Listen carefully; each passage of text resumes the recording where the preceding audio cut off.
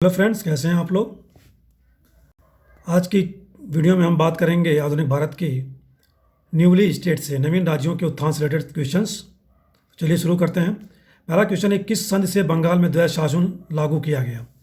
तो बंगाल में द्वैध शासन जो लागू किया गया, इलाहाबाद की संधि से लागू किया गया। जब बक्सर का युद्ध 1764 में होता है तो उसके बाद 1765 में इलाहाबाद की संधि होती है। इलाहाबाद में दो संधियाँ की जाती हैं।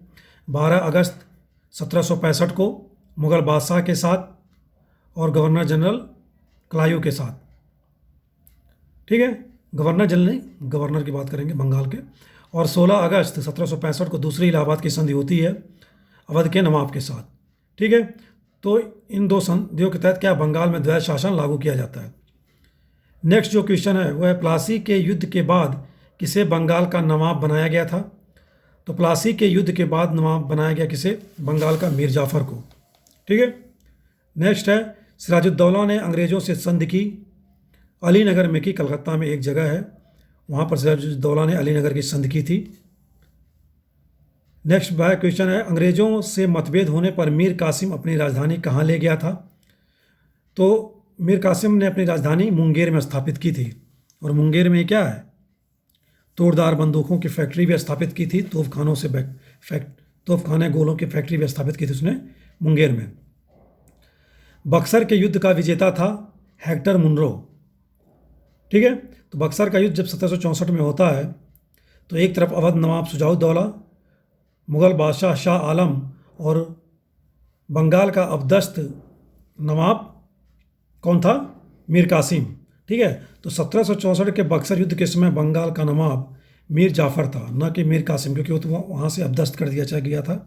ठीक है, नेक्स्ट क्वेश्चन है, बक्सर के युद्ध का मुख्य कारण क्या था। बक्सर के युद्ध का मुख्य कारण था ईस्ट इंडिया कंपनी के द्वारा वाणिज्यिक अधिकार का दुरुपयोग। ठीक है, तो जो वाणिज्यिक अधिकार दिए गए थे उसका दुरुपयोग ईस्ट इंडिया कंपनी द्वारा किया जा रहा था। ओके, नेक्स्ट क्वेश्चन है, बक्सर के युद्ध में कौन कौन मित्र थे। तो बक्सर के युद्ध में मित्र थे, हमने बात की भी, अवध का नवाब, बंगाल का नवाब और मुगल सम्राट। ठीक है, नेक्स्ट क्वेश्चन, क्लायू ने कौन सा युद्ध जीता। क्लायू ने प्लासी का युद्ध जीता। क्लायू ने एक ही युद्ध लड़ा था, प्लासी का युद्ध। ठीक है, बक्सर युद्ध के समय वह नहीं था। बक्सर के, हालांकि जब इलाहाबाद की संधि होती है तब वह दोबारा क्या है, गवर्नर बनाया जाता है और बक्सर की संधि की जाती है, इलाहाबाद की संधि की जाती है। बक्सर के युद्ध के बाद अंग्रेज़ों को क्या लाभ हुआ। बक्सर के युद्ध के बाद अंग्रेज़ों को बंगाल की दीवानी अधिकार मिल गए। इसका ऑप्शन है 9th का बी। मीर कासिम से अंग्रेज़ों के मतभेद का मुख्य कारण क्या था, व्यापार कर था। ठीक है, क्योंकि मीर कासिम द्वारा क्या किया गया था, जो बंगाल में क्षेत्र में है व्यापार कर कम कर दिया गया था, सभी के लिए बराबर कर दिया गया था। और अंग्रेज़ क्या है, इसमें विशेष अधिकार चाहते थे। तो मीर कासिम से अंग्रेज़ों के मतभेद का मुख्य कारण व्यापार कर। प्लासी के युद्ध के बाद क्लायू को क्या मिला। प्लासी के युद्ध के बाद क्लायू नवाब का सलाहकार बना नहीं, वो अंग्रेजी सेना का प्रधान नियुक्त हुआ। क्लायू को बंगाल की सत्ता हासिल नहीं, वह बंगाल का गवर्नर नियुक्त हुआ। वो ठीक है, वह बंगाल का गवर्नर नियुक्त हुआ 1757 के बाद। तो हमने पहले क्वेश्चन का आंसर बी था, इसे टिक कर लेते हैं, टिक नहीं किया हमने। दूसरे का बी था, तीसरे का डी, चौथे का ए था, पांचवें का बी, 6A, 7th सी। ठीक है, और 8th सी प्लस। ठीक है, तो ये हो गए हमारे 11 क्वेश्चंस। नेक्स्ट 12वां क्वेश्चन क्या है, 12th क्वेश्चन। 12th क्वेश्चन है, अवध के अंग्रेजी राज्य में विलय के समय अवध का नवाब कौन था। तो वाजिद अली शाह के समय क्या है, अवध का विलय किया जाता है 1856 में कुशासन का आरोप लगाकर आउटरम की रिपोर्ट पर। ठीक है, विलय डलहौजी द्वारा। ठीक है, वाजिद अली शाह। सिराजुद्दौला के बाद गद्दी पर कौन बैठा। सिराजुद्दौला के बाद गद्दी पर बंगाल की मीर जाफर को अंग्रेज़ों ने बैठाया। सिराजुद्दौला की प्लासी के युद्ध में पराजय का कारण क्या था, क्लायू की कूटनीति। ठीक है, कूटनीति के तहत क्या है, उसने बंगाल के नवाब के जो सेनापति थे, मीर बख्शी थे, और भी जो साहूकार सेठ थे, उनको अपनी तरफ मिला लिया था। प्लासी कहाँ है? प्लासी बंगाल में है। 16वीं सदी में बंगाल के किस नवाब ने मुगल दरबार को दिए जाने वाले कर की राशि कम कर दी थी? ठीक है, तो यह था अली वर्दी खां। बक्सर के युद्ध में भारतीय संघ में सम्मिलित थे, तो भारतीय संघ में मीर कासिम, शुजाउद्दौला और मुगल बादशाह था। लेकिन यहाँ पर क्या है, जो ऑप्शन एप्रोप्रिएट ऑप्शन है वो ऑप्शन सी है, मीर कासिम और शुजाउद्दौला। बंगाल के किस नवाब ने यूरोपियों की तुलना मधुमक्खियों से की? ये तुलना अली वर्दी खां ने की थी। प्लासी के युद्ध में ब्रिटिश विजय का प्रतिफल क्या था? कंपनी को प्लासी युद्ध के बाद क्या प्राप्त हुआ? 24 परगने का अधिग्रहण प्राप्त हुआ। ठीक है, 24 परगना एक जिला है बंगाल में, उसका अधिग्रहण करना का अधिकार प्लासी युद्ध के बाद मीर जाफर द्वारा दिया गया कंपनी को। निम्न में से कौन नवाब सिराजुद्दौला के प्रति भक्ति में विशिष्ट था? मीर मदान। ठीक है, मीर मदान जो था सिराजुद्दौला की तरफ वीरता से लड़ा था और शहीद हुआ। अलीनगर की संधि पर हस्ताक्षर हुआ था फरवरी 1757 में। बंगाल के किस नवाब ने कंपनी को मिदनापुर का क्षेत्र प्रदान किया था? मीर कासिम ने नवाब बनने के एवज में प्लासी युद्ध के बाद। अहमद शाह ने 1748 ईस्वी में सफदरजंग को किस पद पर नियुक्त किया था? ये साम्राज्य के वजीर पद पर। ठीक है, मीर कासिम और कंपनी के बीच झगड़े का मूल कारण क्या था? राजधानी का मुंगेर स्थानांतरण। ठीक है, अब नेक्स्ट क्वेश्चन की हम बात करेंगे। नेक्स्ट क्वेश्चन क्या है? 25वां क्वेश्चन। 24वां क्वेश्चन हमने देख लिया। 25वां क्वेश्चन क्या है? मीर जाफर के शासनकाल में अंग्रेजों की नीति में एक महत्वपूर्ण नया मोड़ आया। क्या मोड़ आया? सने सने नवाब के अधिकारों को समाप्त किया गया मीर जाफर के समय। तो इसका ऑप्शन यही सही है कि धीरे धीरे क्या किया गया? नवाब के अधिकारों को समाप्त कर दिया गया। प्लासी के युद्ध के पश्चात भी अंग्रेजों ने बंगाल के नवाब के पद को बनाए रखा। क्यों? क्योंकि वे सोचते थे कि यह व्यवस्था अभी तक उनके हितों के साथ असंगत नहीं हुई है। ठीक है, यानी कि वो व्यवस्था अभी वह संभालने के लिए क्या है? तैयार नहीं है। इसका ऑप्शन होगा ए। कौन सा युग सुमेलित नहीं है? दुर्लभ, बंगाल नवाब का कोषाध्यक्ष, जगत सेठ मुर्शिदाबाद का सेठ। ये जगत सेठ मुर्शिदाबाद का सेठ था, ये सही है। दुर्लभ राय बंगाल नवाब का कोषाध्यक्ष था, ये भी सही है। मोहम्मद रजा खां बिहार का दीवान। मोहम्मद रजा खां बिहार का दीवान उस वक्त नहीं थे, अंग्रेजों द्वारा बनाया जाता है बाद में। राजा सिताब राय बंगाल का दीवान, ये भी सही नहीं है। ठीक है, मोहम्मद रजा खां बंगाल का दीवान बनाया जाता है अंग्रेजों द्वारा, और सिताब राय को शायद बिहार का। ठीक है, नेक्स्ट क्वेश्चन है, किसके काल में ब्लैक होल की दुर्घटना हुई? ये सिराजुद्दौला के समय हुई ब्लैक होल की घटना। ठीक है, जिसमें एक छोटी सी कोठरी में क्या है, 140 लोगों को बंद करने की बात कही जाती है इतिहास में। अवध के किस नवाब को मुगल सम्राट का प्रथम वजीर नियुक्त किया गया था? यह था सफदरजंग। ठीक है, मुगल सम्राट का प्रथम वजीर नियुक्त किया गया था सफदरजंग को। निम्नलिखित में से कौन सा राज्य अंग्रेजों के लिए दुधारू राज्य था? ये अवैध था, और अवैध बफर स्टेट भी कहलाता था अंग्रेजों के लिए। ठीक है, मराठों से रक्षा करता था अवध। स्वतंत्र राज्य बंगाल की राजधानी थी। स्वतंत्र राज्य बंगाल की राजधानी मुर्शिदाबाद थी। निम्नलिखित में से किसने इलाहाबाद की सन 1765 में भाग लिया? शाह आलम, कलायू और शुजाउद्दौला ने। और बंगाल की तरफ से नजमुद्दौला ने भी साइन किया था, क्योंकि मीर जाफर की उस समय मृत्यु हो जाती है और उसके अल्पवयस्क पुत्र नजमुद्दौला को लगा नवाब बनाया जाता है। लेकिन यहाँ जो एप्रोप्रिएट ऑप्शन है वह शाह आलम, कलायू और शुजाउद्दौला है।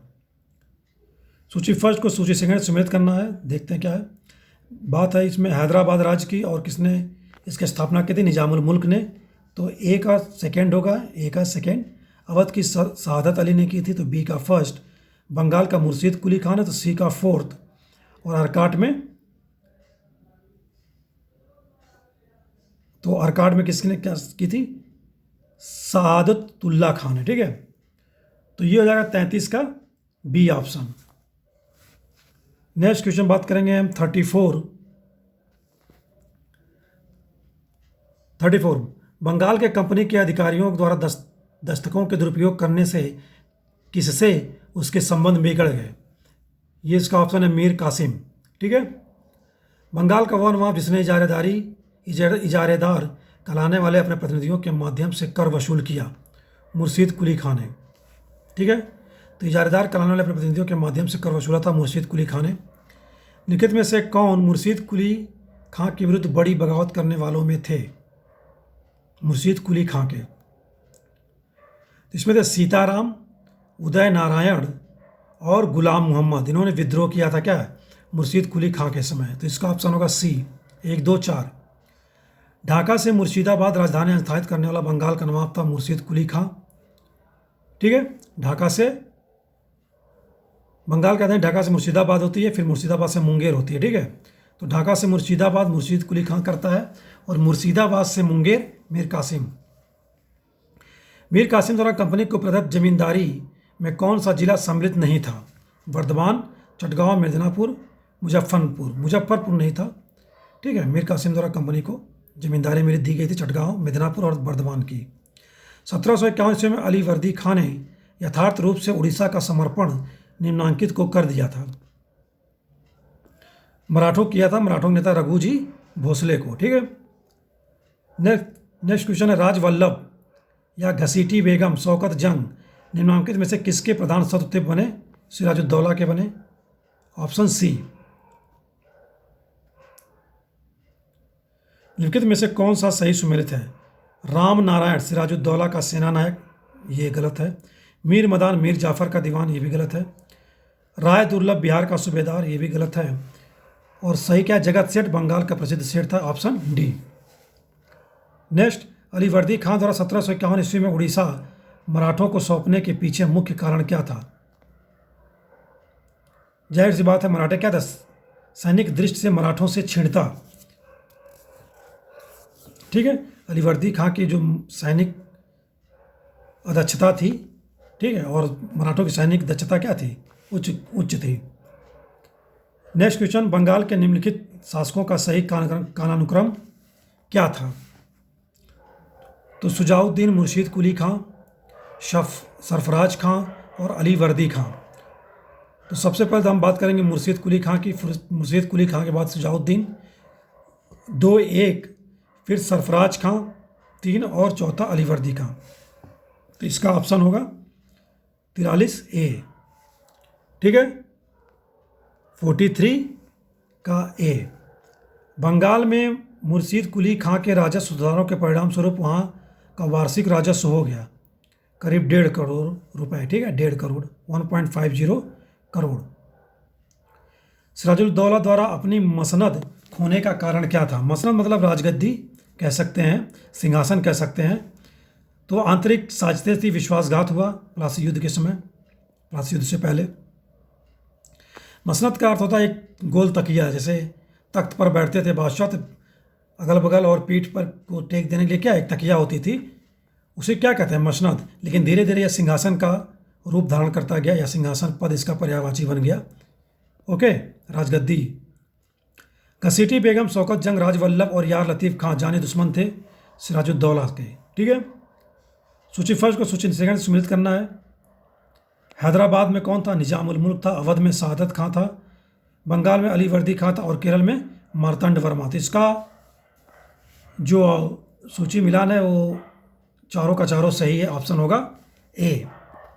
नेक्स्ट क्वेश्चन बात करेंगे 48 की। तो 48 में है कि बंगाल का नवाब मुगल सूबेदार मुर्शीद कुली खां का मूलतः कौन था। एक दक्षिण भारतीय ब्राह्मण। ठीक है। मुर्शीद कुली खां एक दक्षिण भारतीय ब्राह्मण था। हमने इसका डिस्कस क्लास में भी किया था। ठीक है। निम्नलिखित में से किसके शासन के साथ बंगाल की सूबेदारी आनुवंशिक हो गई मुर्शीद कुली खां के समय। देखा हमने सुजाउद्दौला, सरफराज। ठीक है। बंगाल का कौन सा नवाब था जिसने मराठों ने नजराना वसूल किया। अली वर्दी खां से। ठीक है। बंगाल के वित्तीय संसाधनों की वृद्धि के लिए मुर्शीद कुली खां ने निम्न में से कौन सा कदम नहीं उठाया। तो उसने जागीर वाली ज़मीनों के बहुत बड़े भाग को खालसा ज़मीनों में परिवर्तित किया, ये सही है। उसने नवीन भू राजस्व निर्धारण का प्रचलन किया, ये भी सही है। उसने ठेके पर लगान की वसूली की व्यवस्था प्रचलित की, ये भी सही है। उसने रैयतवाड़ी बंदोबस्त के स्थान पर महालवाड़ी व्यवस्था लागू की, ये गलत जवाब है। ये अस्थायी बंदोबस्ती लागू की गई थी अंग्रेजों द्वारा बंगाल में बाद में 1792-93 में। नेक्स्ट क्वेश्चन, बंगाल के नवाबों की निम्नलिखित में से कौन सी प्रशासनिक राजनीतिक भूल नहीं थी? भारत में अंग्रेजों की स्वार्थपूर्ण नीतियों का सही मूल्यांकन न कर पाना, ये सही जवाब है। अपने अधिकारियों में बढ़ते भ्रष्टाचार को न रोक पाना, ये भी सही है। एक शक्तिशाली सेना गठित करने में उनकी विफलता रही, ये भी सही है। हिंदू और मुस्लिम जनता में सौहार्द बढ़ाने में उनकी असफलता, ऐसा नहीं है। हिंदू और मुस्लिम में क्या है, सौहार्द काफ़ी बढ़ा हुआ था उस समय बंगाल के नवाब के समय।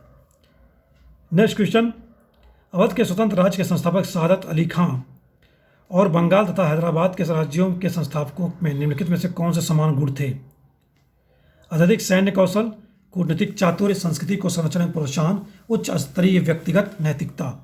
उच्च स्तरीय व्यक्तिगत नैतिकता, इसका इस क्वेश्चन का ऑप्शन से होगा 53 सी। बंगाल का कौन सा नवाब अपनी न्यायप्रियता हेतु इतना प्रसिद्ध था कि लोग यह विश्वास करने लगे थे कि वे नौश खां के शासन के अंतर्गत रह रहे हैं? ठीक है, यह था सुजाउद्दीन। क्लास में हमने बात की थी, सुजाउद्दीन क्या अपनी न्यायप्रियता के लिए प्रसिद्ध था। 1775 ईस्वी में किसने बंगाल के समकालीन नवाब को बेताल, फैंटम या छाया पुरुष, घासफूस का आदमी कहा? ठीक है, तो 1775 में कलकत्ता के सर्वोच्च न्यायालय न्यायाधीश कौन थे? एलिजा इम्पे, और इसकी स्थापना 1774 में की गई थी कलकत्ता सुप्रीम कोर्ट की रेगुलेटिंग एक्ट 1773 के तहत। ठीक है, तो इन्होंने क्या है, बंगाल के नवाब को क्या कहा? बेताल, फैंटम या छाया पुरुष, घास फूस का आदमी। तो ये थे टोटल 55 क्वेश्चंस हमने जो डिस्कस किया नवीन राज्यों के उत्थान से रिलेटेड। नेक्स्ट वीडियो में हम अगले चैप्टर की बात करेंगे, मराठों से रिलेटेड क्वेश्चंस। आज के लिए इतना ही, नमस्कार, thanks for the watching video.